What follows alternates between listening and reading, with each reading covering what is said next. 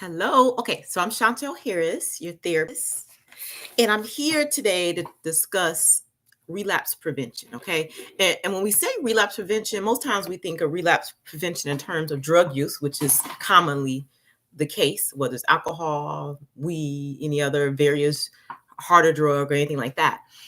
But relapse can be anything. It's like any type of addiction, because when you think about drug use, um, it's not the actual use of the drug, it's the craving for, or like the non-ability to cope with what's going on in your life, and trying to go to something else to kind of take your mind off of it. Okay, which that concept in general makes sense.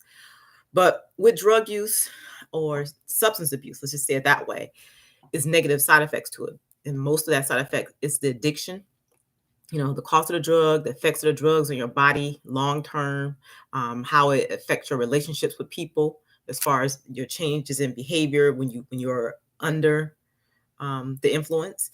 So most people, when they reach a certain point in their life, they want to get off the drugs because of mostly how it affects them in their relationships with other people. But it's a hard process. Just like anything that you enjoy doing, it's hard for you to stop doing it. Some people is unhealthy, toxic relationships. Some people is gambling addiction. Some people is sex addiction. It's anything that somebody enjoys, but is overtaken their life, but in a negative or toxic way. Drug addiction is just one of those ways where your life's affected in a negative, toxic way. So, with counseling, and specifically when we look at cognitive behavior therapy, CBT, it is techniques that we use, and the techniques that we use doing this type of therapy applies to every aspect of any situation when you think about it. So, with CBT, we have the cognitive triangle, okay? In the cognitive triangle, there's always a situation outside of ourselves, an environmental situation, sometimes it's internal, that triggers us, okay? And then when that situation triggers us, we automatically go into a thought and a feeling about it, but most time we're not aware of it. And then we react to it. And the part that we see is the reaction to it. And a lot of times it's a negative reaction that comes up. So when you think about relapse prevention, is about learning how to deal when you're exposed to your triggers. Okay. So a person may have started drinking alcohol just for the pleasure of it. They was at a party, and then they like how it made them relax, and they could talk more, and they felt more like, they was a part of what was going on. So it could be anxiety was the thing that made them go to alcohol, for example, or drugs. It could be weed to make you kind of calm, make you mellow out so you're not stressed. Right. If that's like the trigger. So my trigger is not that I'm just, I just want to just smoke or drink. My trigger may initially have been I was stressing out, and I just, hit the vape or took a sip of this wine or alcohol, and now I can relax. You know what I'm saying? I can like talk, and I can seem natural with stuff, and I can, so it's a trigger that normally gets us there. Some, it might be a hard day at work, or a hard day at school, driving through traffic, people getting on your nerves, or you tense, you know what I'm saying? You stress. So I need something to mellow me out. You know what I'm saying? Okay. Alcohol, drugs, that's a quick thing to kind of get you mellowed out. That's the truth. The issue with alcohol and drugs, it has addictive qualities and is expensive, and it's illegal. Well, not alcohol, but alcohol is illegal if you're driving under the influence. But in the state of Florida, weed is illegal for underage users. Okay. So the thing is thinking about what triggers you. So it's really important to get in the mindset of what are some things that when this thing happened, it makes me like unedged, and I'm like irritated, I'm frustrated, I'm angry. You know what I'm saying? I feel tense, I feel anxiety, I feel scared. Figure out your triggers. Like, really just pause this video for a minute and think about what are some things in the last week that I got triggered by. Okay, just pause it.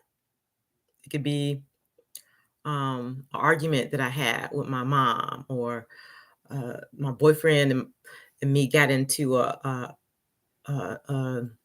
a debate about something that I just disagree with, and it made us just stop talking for a while. Figure out what your triggers are. It can be really, really simple, and not to be no big thing. It's whatever bothers you, whatever made you feel some kind of way, where it drove you to wanting to smoke or drink or do whatever drug that you do. Just think about it for a minute. So before you become triggered in a situation, you're basically in control of your life and what you choose to do. Okay. But once you become triggered, and let's say the way I'm gonna deal with it, I'm about to go smoke or I'm about to go drink. Now your cravings are in control. So that part of you won. So learning what your triggers are when you're looking at not relapsing and going back to an old pattern or old behavior is is very helpful during this process. If I know what triggers me before I reach that peak in my trigger level, I can do some other things besides drinking, besides smoking, that can help me cope with the situation. And that's what therapy is about, teaching different coping techniques. And one of the techniques we teach is, distracting yourself. You know what I'm saying? So if you feeling stressed and it's too heightened, maybe go take a walk outside, do some deep breaths, in through the nose, out through the mouth, slowly. Again, into the nose on 1, 2. Hold for 1 second. Out through the mouth on 3, 4, 5, 6. You do that like 3 times to kind of calm yourself down. Now, the next step in relapse prevention is when you feel the urge, like we just said, we need you to distract yourself. Okay. It's like go for a walk, do some deep breathing, call a friend, do that type of thing. And if you can at least wait 30 minutes, the craving for whatever it is that you want to do will pass. Okay. It's going to pass. Just wait 30 minutes. It might still be there, but it's not going to be there with the intensity that it was there before. Okay. So you have to find ways to occupy yourself. So if you come home and you just sit at home, watch TV, or just lay in your bed staring at the ceiling, and then you have that urge to use because maybe you had a bad day at school or at work or just early in the day, that urge will probably win and you'll probably do what you got to do. But if you busy yourself with something that's productive, like exercise, going for a jog, going for a walk, calling a friend, saying hanging out, having conversations with people, it kind of keeps your mind occupied. One, where you're not ruminating and you overly thinking about the thing that got you frustrated, sad, irritated, mad. You know what I'm saying? So you have to distract yourself. Exercising is a technique that we suggest and that should be used, not, because it releases different positive hormones in your body. Okay. So it can make you feel better about things. So a lot of times when people are angry, they might take a kickboxing class because you're getting that frustration, getting that anger out. Same time, you're building your strength, you gaining control of your body, you know what I'm saying? Your mind, you training yourself to, like, if I'm angry and upset, I'm not gonna like go out and punch nobody, and I'm not gonna go out and smoke a joint. I'm gonna figure out how to channel that energy in a way where it's productive. Okay. So that's the thing, finding a replacement for old habits and old behaviors, something positive, something that's healthy, and something that can benefit you in the long run. Okay. So exercising is a distraction technique and it helps release those good hormones within your body, make you feel better, but it also helps you build your body and make your body look good. So then you start seeing results and then that makes you feel good. You know what I'm saying? In general, doing something that builds your confidence is important. Okay. It could be doing yoga. And yoga is good because you're stretching, you're doing the breathing aspect, you get in touch with your mind, body, and soul. Okay. And I always say with therapy is not, it shouldn't just be about your thought process, because we say cognitive behavior therapy, then it's not. It's your thoughts, feelings, and your behavior.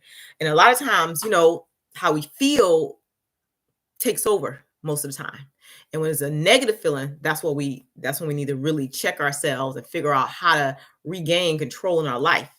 If we give power to substances or things that's outside of ourselves, we take the power away from us, and we put it on something else.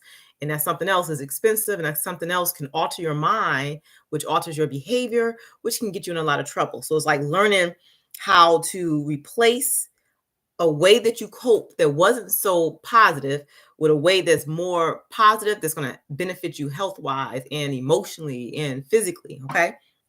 Another way to prevent relapse is to share what your goals are in terms of, you want to be sober, or how long you've been clean with a friend, and then having an accountability partner. So if you say, "Oh, I'm about to go to this party," and your friend might say, "Wait a minute, is going to be people drinking and smoking at the party?" And you be like, "Yeah, but I don't have to, do that."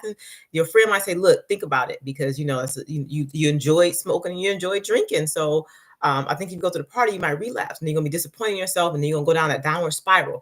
Have somebody that's there that can talk you through certain situations, because in order to change as a person, it's like you got to change your environment, and you have to change the people that you once hung out with that were in more of a toxic situation, that was more into that lifestyle that you used to be in, that you're coming out of.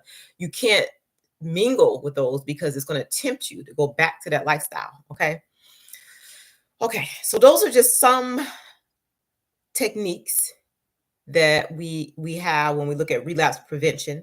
So the main one is knowing what your trigger is, because if you know what triggers you, you can either avoid the situation, that party, well, the drugs and alcohol are going to be, you know what I'm saying? Or if you feel yourself getting angered by something, you notice in your feelings, and you're finding a way to cope. So that's either to do deep breathing.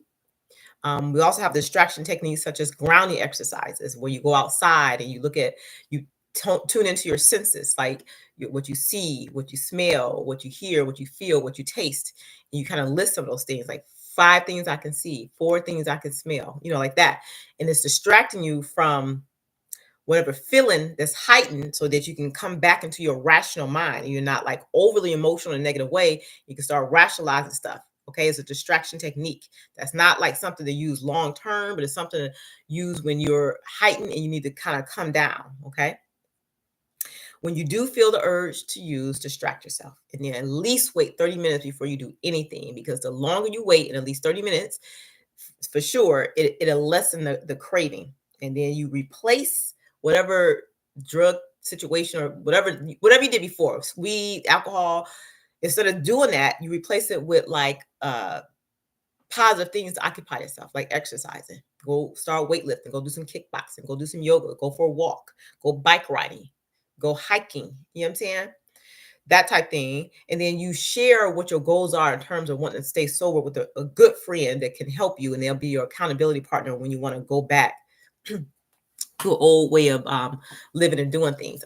And I'm gonna share another technique that was told to me by a person that was recovering from alcohol abuse.